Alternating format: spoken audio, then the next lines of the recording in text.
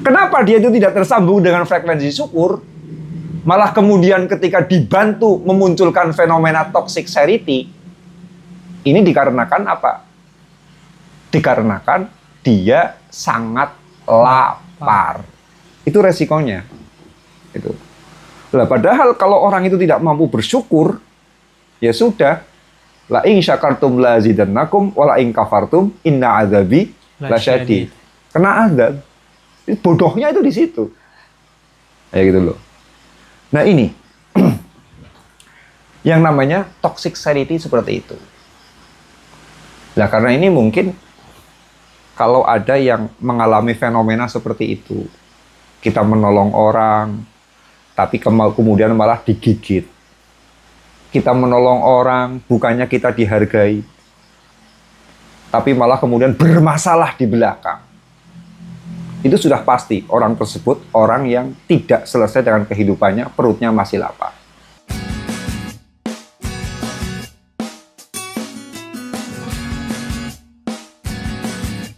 Assalamualaikum warahmatullahi wabarakatuh. Waalaikumsalam warahmatullahi wabarakatuh.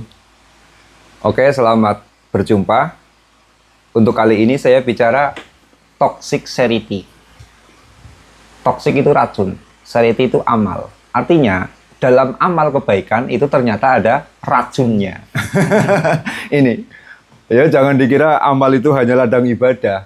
Tapi amal, ya amal kemanusiaan maksudnya, itu juga sebagai ladang racun, berpotensi menjadi racun. Makanya kemudian istilah psikologinya itu disebut toxic charity.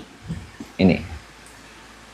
Nah, toxic charity itu adalah ketika orang itu menerima amal sosial, justru kemudian amal sosial tersebut menjadi racun kehidupan. Assalamualaikum warahmatullahi wabarakatuh. Izin saya cut sebentar untuk video kontennya. Saya kembali buka kelas terbaru saya, kelas Training Inner Creator.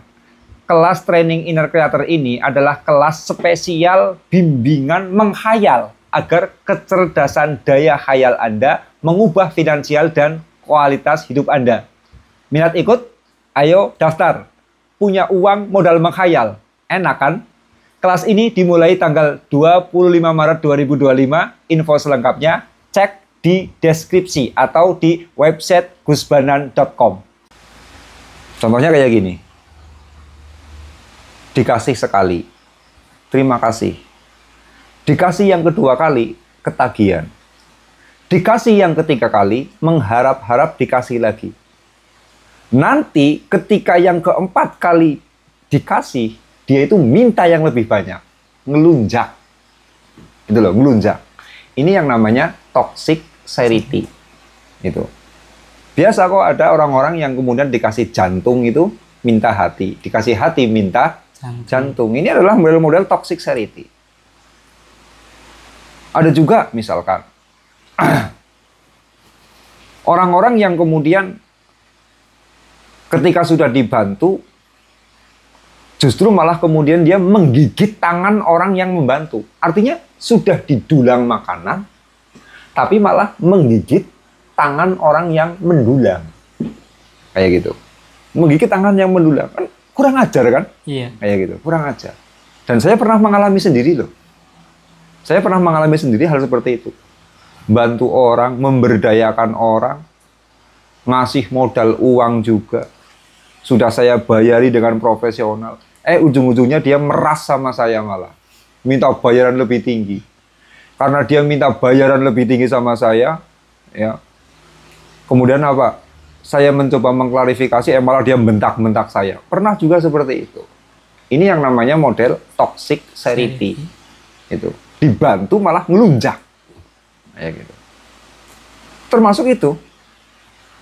Termasuk orang-orang yang memanfaatkan anak yatim untuk ya pura-pura bikin yayasan yatim piatu. Ternyata kemudian apa? Untuk mencari kekayaannya sendiri. Anak yatimnya disuruh minta-minta. Ini juga termasuk toxic charity. Termasuk orang-orang yang kemudian mereka itu menjadi racun, ya, amal sosial, kayak gitu.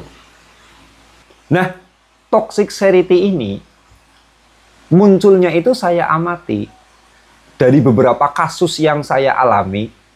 Ini munculnya dari orang-orang yang perutnya itu masih lapar. Lah iya kan, kenapa hewan-hewan di hutan itu sangat buas? Karena mereka lapar. Kalau sudah kenyang, ya nggak begitu buas. Saya senang loh menonton film-film dokumenter tentang hewan-hewan, tentang animal. Seneng. Itu singa-singa pun, sekalipun di depannya itu ada kijang, ya, itu tetap bisa biasa aja, nggak ingin merekam apa-apa, asalkan si singa itu baru saja makan, kenyang perutnya. Jadi kenapa ada orang yang kemudian menjadi toxicity? Kenapa muncul fenomena toxicity? Ini pasti bantuan kita itu diberikan kepada orang-orang yang lapar. Gitu. Nah, orang lapar itu siapa? Orang lapar itu adalah orang-orang yang belum selesai dengan kehidupannya. Kayak gitu. Belum selesai dengan kehidupannya. Saya pernah sangat menghargai kepada seseorang. Ya, kalau lebaran aja saya kasih hadiah. Karena saudara ya masih saudara. Saya juga hormat juga. Kayak gitu. Tapi ternyata dia tidak selesai pada urusan validasi sebagai orang sukses. Artinya karirnya gagal. Akhirnya duit nggak punya. Jadi orang terhormat masih gagal. Bingung. Gitu loh. Berarti kan dia itu orang yang tidak selesai. Tidak tuntas dengan apa yang menjadi impian hidupnya. Tidak selesai dengan dirinya sendiri. Resikonya perutnya itu masih lapar dengan validasi. Walaupun saya sering saya beri penghormatan dengan hadiah, ya, dengan perasaan juga saya menghormati dia. Suatu ketika di sebuah komunitas, kemudian katakanlah nama saya itu berpotensi melambung, kayak gitu, saya dijatuhkan sama dia loh, kayak gitu loh, dek. Ini kenapa dia menjatuhkan saya dengan cara menyingkirkan saya dari publik, ya? Karena saya berpotensi terlihat lebih bercahaya, ya, lebih terang cahayanya.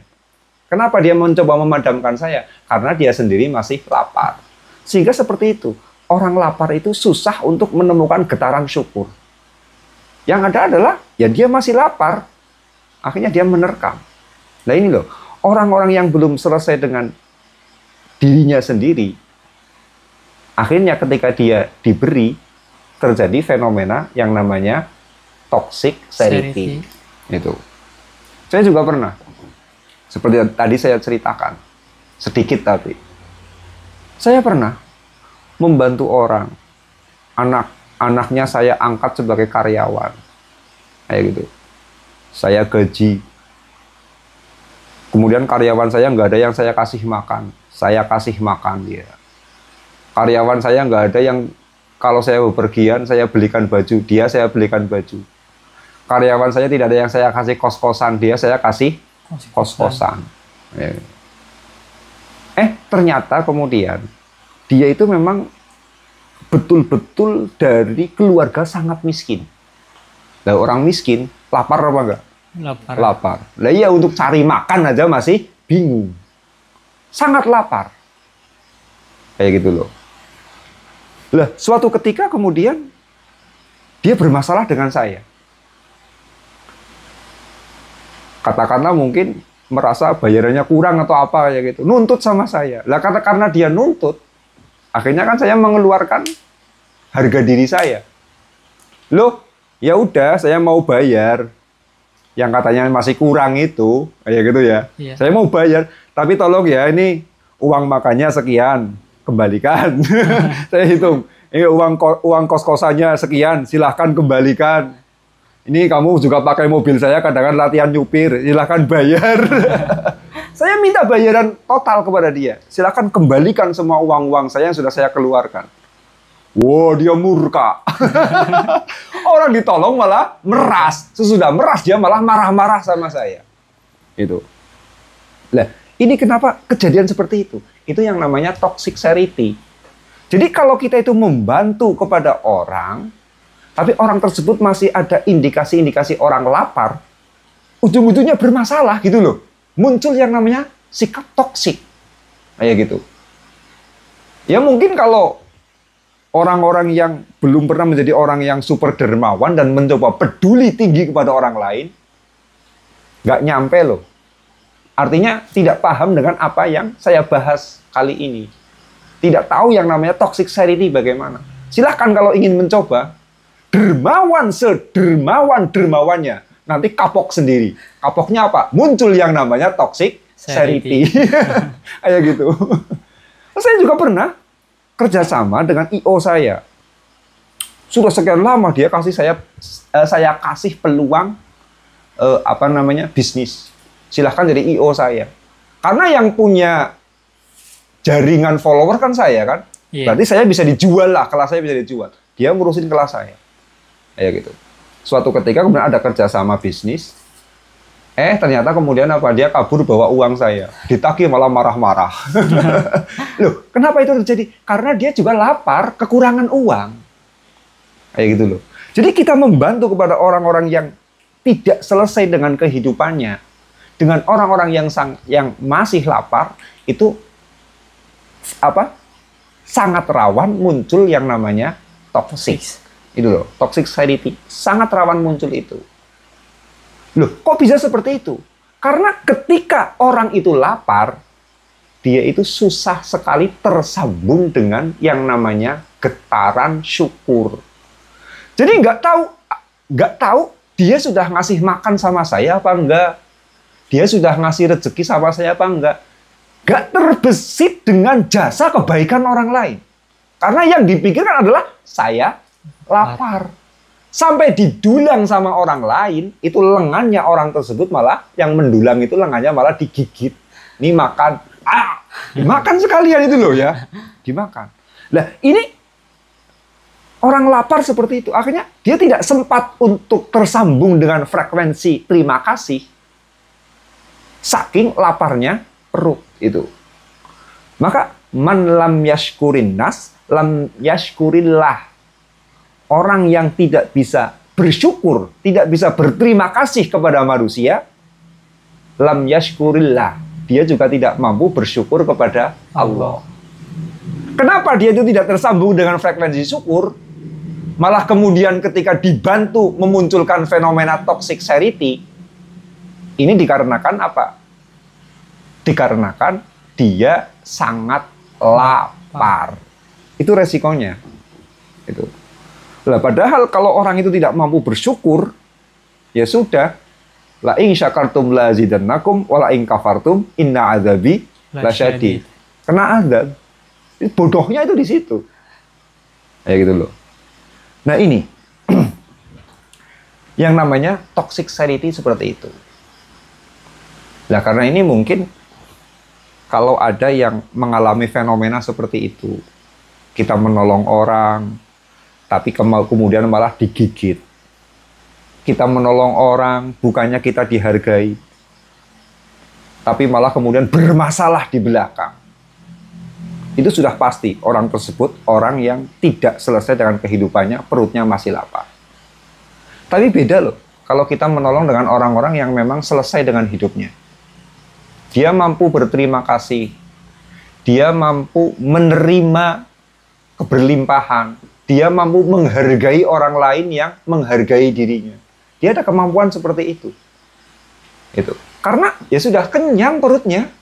Dia ketemu sama orang, saya nggak ingin makan apa-apa dari kamu, bebas. Kayak gitu loh ya. Yang ada, oh ya terima kasih saya diberi.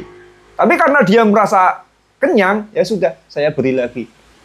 Jadi saya amati kalau saya membantu kepada orang-orang yang sudah selesai dengan kehidupannya, artinya tidak gagal dalam kehidupannya, entah gagal dalam karir, entah gagal dalam persoalan finansial, entah gagal dalam kebahagiaan, saya jarang sekali bermasalah dengan orang-orang tersebut. Yang saya selalu bermasalah ketika saya melakukan amal sosial, itu selalu dengan orang-orang yang lapar. Orang-orang yang tidak selesai dengan kehidupannya. Karena memang mereka tidak bisa tersambung dengan frekuensi syukur. Kayak gitu. Nah ini, ketika kita itu berhadapan dengan orang-orang yang toksik, tapi toksik dalam seriti, jujur saja, enaknya itu bukan cuman kepada diri sendiri. Karena ya seperti saya sendiri misalkan, ya makhluk biasa kan. Iya. Artinya ya disuruh tulus terus-menerus ya bengel juga, pusing juga kepala ya gitu kan. Iya. Ya gitu. Lah, ketika menghadapi orang seperti itu, enaknya itu bukan cuman enak pada diri sendiri, tapi bisa enak juga dengan Allah. Tidak ridhonya, lah ya iya, baru bantu kok malah disakiti coba. Kayak gitu loh. Baru bantu malah dicakar. Baru bantu malah digigit. Kan seperti apa kan? Iya. Kira-kira hatinya itu kayak gitu kan? Dan ketidakridhoannya itu bukan cuman kepada hati sendiri, tapi tidak ridho juga dengan Allah. Akhirnya nuntut sama Allah loh.